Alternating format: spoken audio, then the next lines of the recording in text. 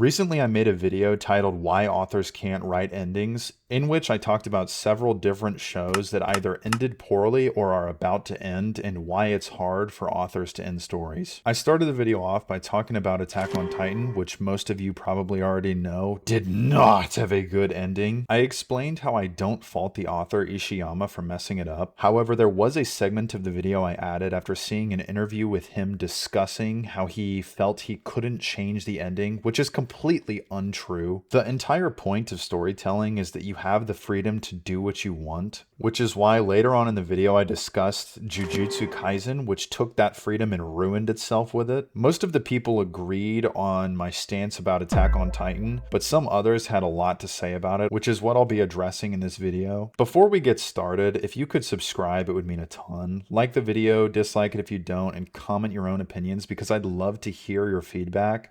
I have yet to hear an actual argument as to why Attack on Titan's ending was good. Jujutsu Kaisen as well, for that matter. But anyway, back to the video. There are going to be major spoilers for Attack on Titan and Jujutsu Kaisen in this video, so if you have not finished either of those, click off now. Anyway, so to kick things off, this is the comment that started it all. It's not that authors can't write endings. Some endings are really well written if you actually go back and see how connected they are to the ending. For example, Attack on Titan and Evangelion. A lot of it really have to do, I'm assuming a lot of it really has to do with the readers who have the inability to connect the dots and even pay attention to the show. Just, so you understand the type of people that we're dealing with. Of course, I then responded to this. Just because things are connected doesn't mean they're good, though. Attack on Titan's ending was awful and brought the rest of the show down by extension. As I stated, everything that ever happened in the story is now watered down because, quote unquote, it was all going to happen regardless. To which he then responded, then you fundamentally misunderstand everything about what the show is going for. Everything is going to happen regardless is because of everything the characters have done, is what they will always do, and it's by their own will. The reason why Eren followed the future memories is because everything he saw in it is what he willed and wants, and also caused by his own actions. No one is being pushed by anything mythical and shit like that. It's all decided by their own actions, which is aligned with the future memories. Historia even says in the ending, blah, blah, blah, blah, blah. It's basically just word vomit. The main focus of this is that he says everything was by their own will, but then goes on to say that Eren followed his future memories because everything he saw in it is what he willed and wants, and is also caused by his own actions, which, okay, but that's completely contradictory because then he also goes on to say that no one is being pushed by anything and that it's all their own actions, which if it's all Eren's actions and what he wills and wants, then this is not true, which I'm not even saying either one is correct, but this entire thing is completely contradictory of itself. Now, of course, if you know anything about Attack on Titan, Eren actually couldn't change the future. That's kind of the whole point, because there were certain things in the timeline that were essentially hard-coded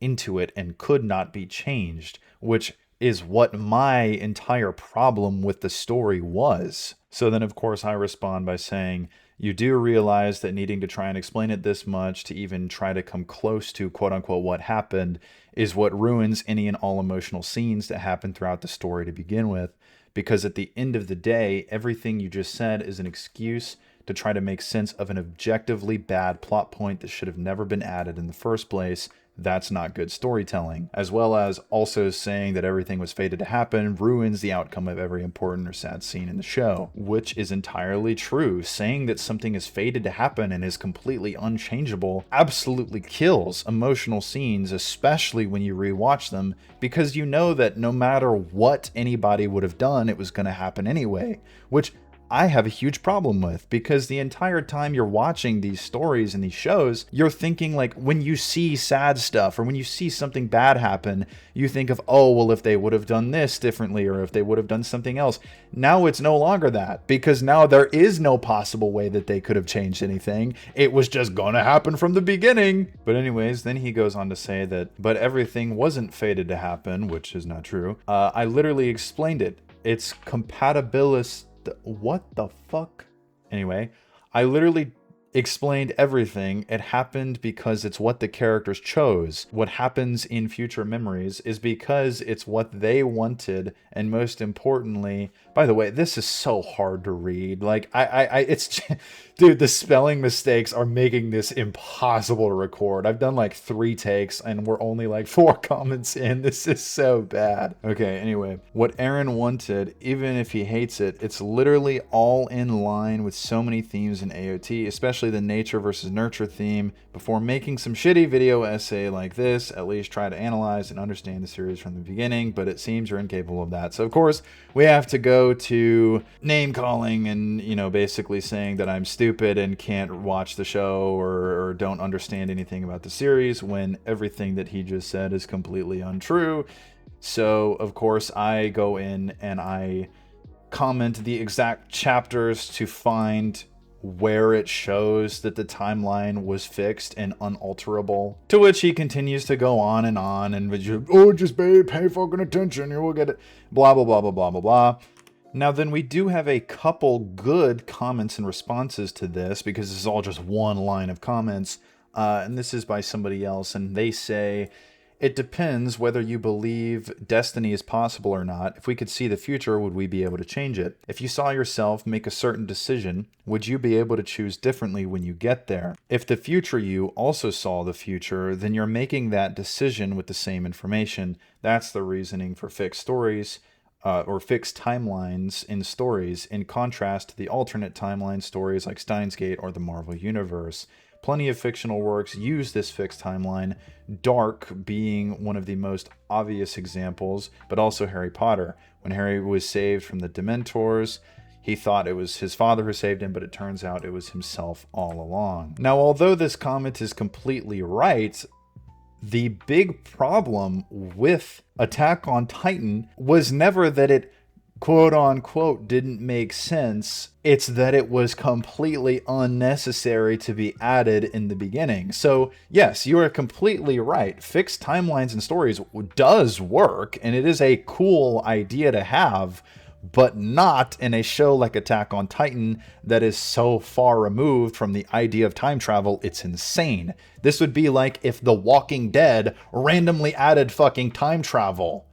It makes no sense. It wouldn't make any sense if Rick Grimes randomly decides that he's going to communicate to Shane through his fucking memories. And, like, dude, it's stupid. It's the dumbest shit ever. But anyway, let's move on to some of the other comments. And this is probably one of the dumbest comments I've ever read in my life. And it's basically this guy going on and saying how, oh, well, I should write an award-winning manga that has amazing, consistent themes and world building, and then I can criticize. Which, the entire notion of that is absolutely fucking ridiculous. The idea of somebody needing to be successful in a field in order to criticize people in that field is ridiculous. But at this point, I wasn't even feeling like arguing anymore, because I just had that whole thing with the other guy. So all I said was that that section of the video was about the idea of not being able to change the ending like he said. It's complete bullshit, because at no point in time did the ending need to be hard set. As I said, Attack on Titan was amazing, definitely at least a 9 out of 10, which is why it's important to talk about what went wrong, because it's not like this is an uncommon occurrence. To which, of course, this guy responds, but are you a writer? There's a reason he feels that way, which, as I said earlier, is not true, because the entire purpose of storytelling is the freedom that you get. You are basically starting from zero and coming up with a story. Just because you start something, by the ending, especially a story as long as Attack on Titan, because this show went on for years and this manga was being written for years. At any point in time, he could have changed it. That's it. It's that easy. It's that easy.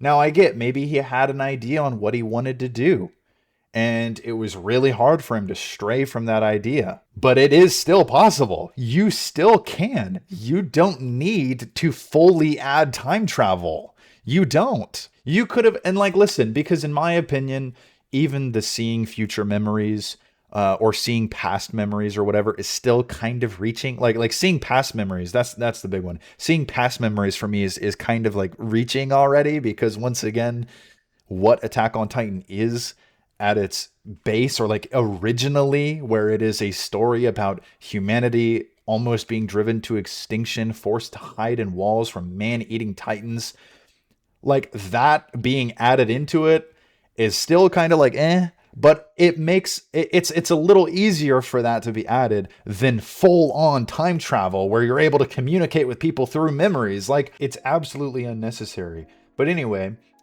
in the video I had talked about how he could have said something else, how I would have understood if he said like, oh, you know, a company made me do it, or blah blah blah blah blah. To which these guys responded and said that, to farther clarify, he said that he felt restricted, not that a company actually forced him to do it. Which, once again, I never said a company forced him to go through with it. I was using an example of an excuse that would actually make sense. In no way was he forced to go through with the ending. That's the beauty of storytelling. Like I just said, you can take things in any way you please. And then I also stated several times that I 100% understand why the ending went poorly. The entire video actually is about the fact that endings are hard to write. But anyway, we have another comment, which this one is much, much better. I love this. He says, I 100% agree with both of your takes. Major spoilers for both Attack on Titan and Jujutsu Kaisen. As soon as the time travel shenanigans were just suddenly added into AOT, it just honestly ruined the entire story for me, but I kept watching till the end. And yeah, the ending was just really, really bad. But I read the final few volumes of the manga because I just couldn't believe the ending in the manga was somehow even worse. It's really sad because the first 3 seasons of AOT slap, which is 100% true, and that is why it is still one of my personal most recommended shows. I'm rewatching it with my girlfriend again right now, and I've watched Attack on Titan already like 8 times throughout my life. I have been watching this since I was a little kid. I've been watching it since, I don't know, maybe since like season 3 was airing. I did watch it before season 3, but like, yeah. Dude, Attack on Titan is amazing, and I stated that several times in the video. This video wasn't meant to be about like hating on Attack on Titan or Jujutsu Kaisen or One Piece or any show. It wasn't meant to do that. Now, Jujutsu Kaisen, I kind of got a little carried away because, oh my god. But anyway, it says, with JJK, yeah, the entire story took a nosedive in writing after the Culling Games arc. Something just always felt missing between the Culling Games and Shinjuku arc. Higuruma and Maki were especially done dirty. The fight between Gojo and Sukuna was amazing for sure, but I personally hold the opinion that Gojo getting hit by the world-cutting slash was just an ass pull to give the rest of the cast a chance to fight Sukuna. I don't necessarily agree with that. I think more that the problem with Gojo versus Sukuna is that after Gojo, because listen, I get it, you know, Gojo shouldn't win that fight because at the end of the day, he's not the main character.